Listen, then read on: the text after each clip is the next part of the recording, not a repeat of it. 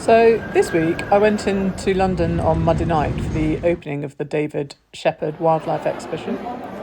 It was a packed evening, as ever, boiling hot in the Moore Gallery. It makes such a difference to see the work in real life rather than in a catalogue. This piece hadn't really jumped out at me on the pages or online, but in real life the scale of it was extraordinary in the detail. £50,000 though, it was very expensive, but really stunning. Cy Baker had a solo exhibition in the next door room. His work has so much atmosphere, it's so realistic but yet so moody, and it was really stunning. I loved this piece. I just hadn't appreciated how big it would be when I'd seen it online. It was very dramatic, beautifully framed. I really loved this one. There were paintings of every shape and size. I loved the gallery of smaller works. It was very clever.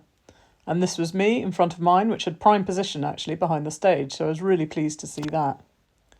My other work had been hung alongside Nick Jones, who's one of the artists I most admire. So although it was a bit low, it was also a lovely spot for it. These were some of my other favourite works. Funnily enough, they were all grouped together. Really strong works, lovely compositions. I did feel perhaps that some of the frames didn't enhance them as much as they could have done. From my own point of view, I hadn't framed mine, and actually it was a real error, as it was pretty much the only one that wasn't framed, and not a mistake I'll repeat. Then we got down to the business of the evening itself, the awards ceremony. I had picked the young artist correctly. I really thought her work stood out. The composition was just very mature, and I think that it was actually the composition that let down some of the other works. This lovely painting by Gail O'Farrell won the Animal Behaviour. It was very attractive in real life and hadn't really stood out in the catalogue for me, but a worthy winner. Earth's Wild Beauty was won by Nicholas Willems, another one that hadn't stood out, but the scale of it was huge. It must have been nearly 2 metres high, at least, and dominated the whole far wall of the Moore galleries. It was a really atmospheric pyrography, so sort of burnt image on wood that, definitely deserved to win its category. This one by Lisa Mayer, again, lovely action, really well-deserved win. I thought it was very attractive. I had singled out this one by Tamara Pokorny.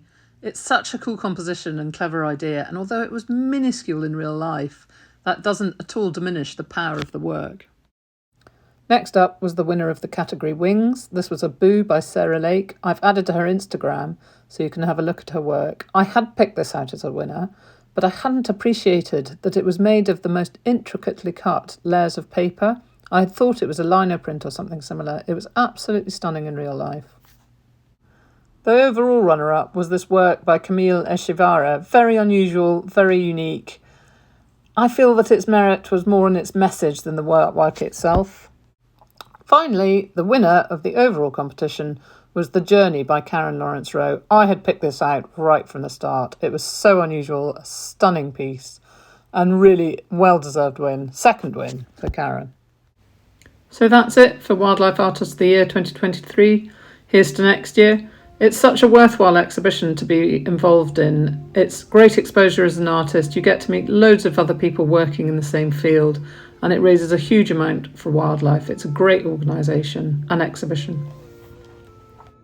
So after the excitement of London and the night at the David Shepherd party, I headed up to Norfolk to spend a few days with friends. It's such an amazing county, the sort of flatness of the landscape, the huge skies, the sea, the light. I just love it up there. It's been ages since I've been.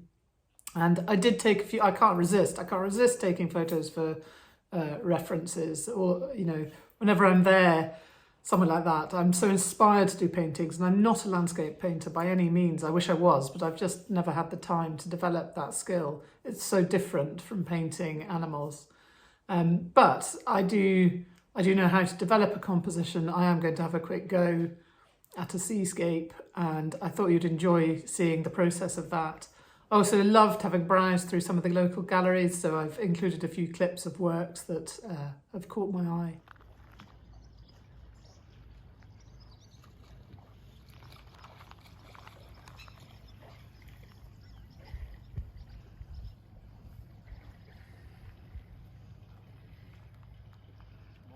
Morning.